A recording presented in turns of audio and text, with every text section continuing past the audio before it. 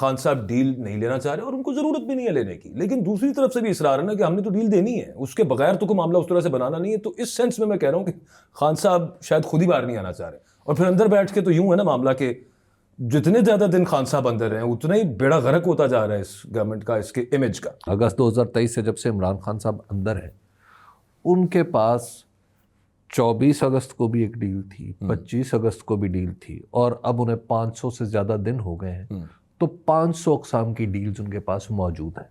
ان کا rack deal سے بھرا ہوا ہے, جو چاہیں اٹھائیں اور لے لیں. اور مزے کی بات یہ ہے کہ جو پہلی ڈیل تھی وہ تھوڑی سی بھاری تھی, پھر ہلکی ہلکی ہلکی ہلکی ہوتی ہوئی, اب جو آخری ڈیلز ہیں وہ تو بہت چھوٹی چھوٹی ڈیلز ہیں.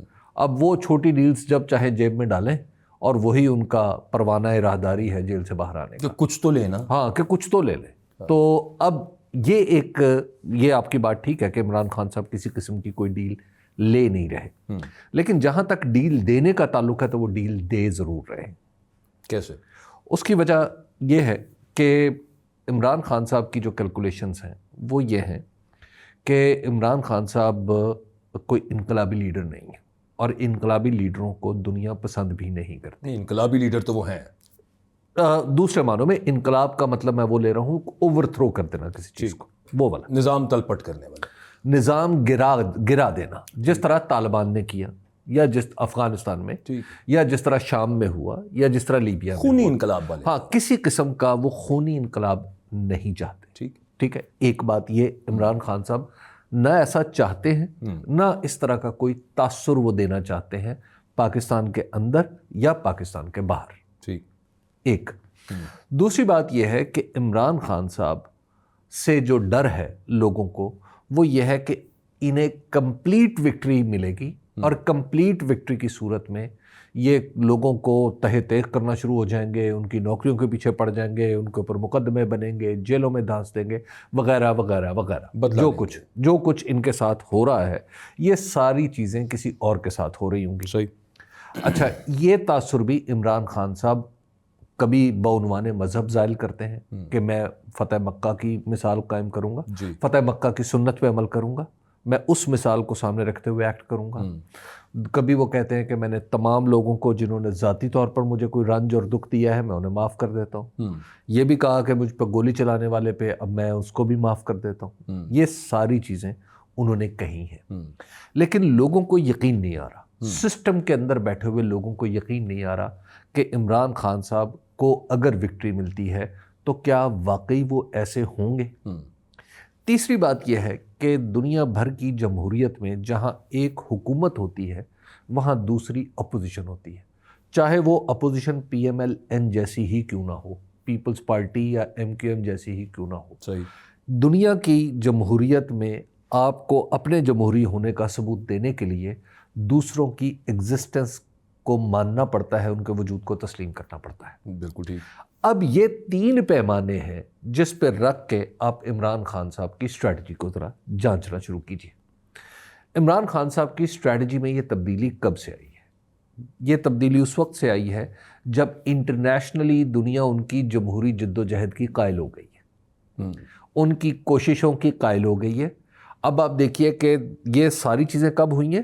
2024 کے الیکشن کے بعد, اس دھاندلی کے بعد, اور بالخصوص یہ آپ امریکی الیکشنز کی بات کر رہے ہیں 2024 کے پاکستان کے الیکشن کے بعد.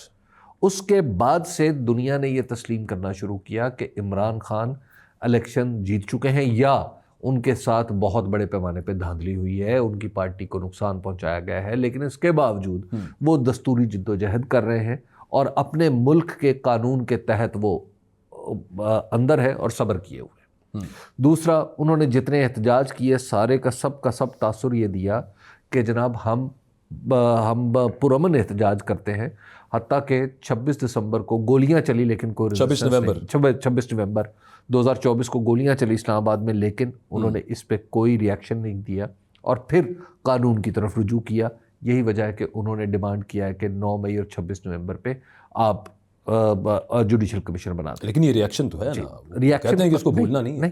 قانون کے اندر ہے, دستور کے اندر. گولی چلنا قانون کے اندر نہیں تھا. ہاں بالکل ایسا ہی ہے. ٹھیک ہے نا, شکایت قانون کے اندر ہے.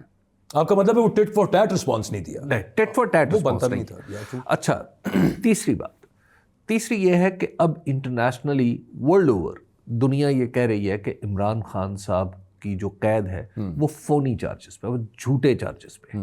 और अब तो ये बात भी सुन रहे हैं कि इंटरनेशनल पार्लियामेंट्री यूनियन का भी कोई नुमाइंदा आकर उनके सब मुकदमात की समाअत में शरीक होना चाहता है, ताकि वो देखे कि क्या उनके साथ कानून के मुताबिक, लिखे हुए कानून के मुताबिक सलूक हो रहा है या नहीं हो रहा। तीसरी बात, इमरान खान साहब ने ये बात कही कि मैं मुज़ाकरात करने के लिए तैयार हूँ। इससे पहले तो कभी नहीं कह रहे थे, इससे पहले कह रहे थे एस्टैब्लिशमेंट से करने के लिए तैयार हूँ। क्यों? सर इसमें ये चीज़ है ना कि अभी भी तो ये तासुर नहीं है, ये तो तहरीक इंसाफ की कमेटी वाले बखुद वो मतलब बजाते खुद कहते हैं कि इनको पीछे से अप्रूवल मिली है तो हम इनके साथ आप इस बात को छोड़े, फसाड क्या है? आमने सामने कौन बैठा है? हुकूमत और आमने सामने पॉलिटिकल लोग बैठे हैं ना। लोग बैठे हैं, यस। तो इमरान खान साहब जो हैं वो अपना ये तासुर कायम रखना चाह रहे हैं कि मैं किसी भी सूरत में ये पैगाम ना दूं कि मैं अनडेमोक्रेटिक जो भी मीन हो सकता है उसको इख्तियार करूंगा। वो डेमोक्रेटिक मीन इख्तियार कर रहे हैं। और चौथी बात, ये जो इमरान खान के मुतालबात है ना, ये कहने को मुतालबात है, इनफैक्ट ये ऑफर है रिकन्सिलिएशन की, क्योंकि मुल्क को इस वक्त हीलिंग टच की जरूरत है या नहीं है? बिल्कुल है, लेकिन उसमें एक मेरा सवाल है ना सर, जो बड़ा लीडर है वही हीलिंग टच देगा।